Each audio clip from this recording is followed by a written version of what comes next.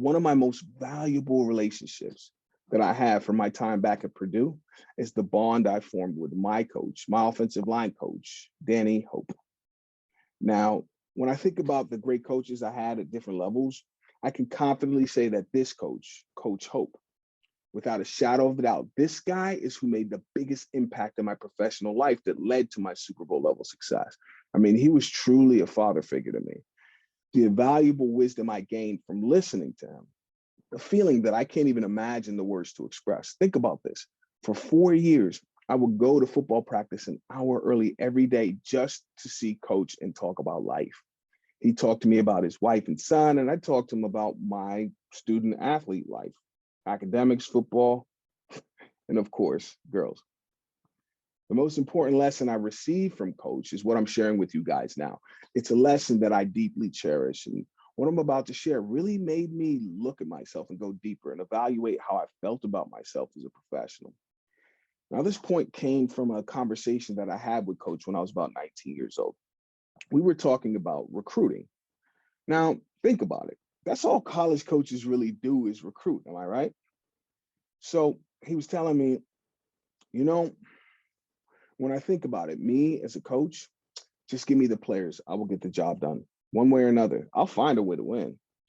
When I think about recruiting, though, there are only two types of people I can recruit. That's it, just these two types.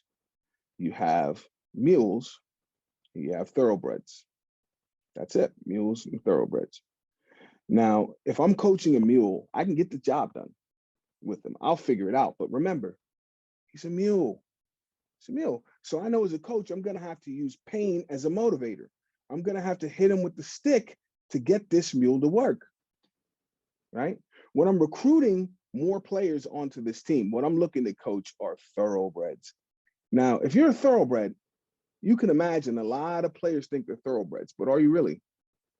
Think about it. From my perspective, if you're a thoroughbred, you've got the mindset to win. You were born for this, right? If you're a thoroughbred, I don't need the stick. I don't need pain to motivate you. Hell, I don't need a carrot either. All I need to do is give him the basic instructions. Open the gate and watch him run. That's what it means to be a thoroughbred. So just give me thoroughbreds to coach, and I promise you, you'll see him do things that you wouldn't believe if you didn't see it with your own eyes. All I could think about when he told me this is, man, that is deep. I imagine you're probably wondering, which one am I, a mule or a thoroughbred? So it's actually a simple way to tell, believe it or not. Now, it's like Coach said, a lot of NLP practitioners, coaches, business owners, they think they're thoroughbreds, but you got to ask yourself, are you really? I mean, if you want to know if that's you, simply ask yourself this question. Think about it like this. When it comes to achieving your goals in life, making the positive changes in your business, in your mindset, your relationships, your relationship with yourself and others, when you think about what it's going to take to create your specific desired result, that Super Bowl level sensation in your life, an experience that when you think about it right now, it gives you those butterflies, that feeling of excitement in your stomach. You know, imagine a career that makes your pulse race, your breath shallow. You hear your heart beating in your ears. You see those things now, things that took you to levels of fulfillment, satisfaction, and excitement that felt so right, it almost feels wrong. And if you could just envision that for a moment and just think about it. If I gave you the basic instructions of how to create that vision in your life, and then I just opened the gate, would I need pain to motivate you? Would I need the stick to get you to move? Or would just the idea of living that Super Bowl level success make you deep down feel enough motivation and inspiration to take the necessary actions to achieve your desired result? Or are you a mule? We all know mules in our lives, right? Think of the people that, yeah, they have big goals. They talk a lot. They love to have that perfect picture of success they see in their mind.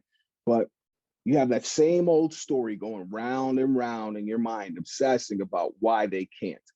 So I call it limiting beliefs greatest hits, right? Everybody knows these songs. I can't do it. I'm not good enough. That's limiting beliefs greatest hits.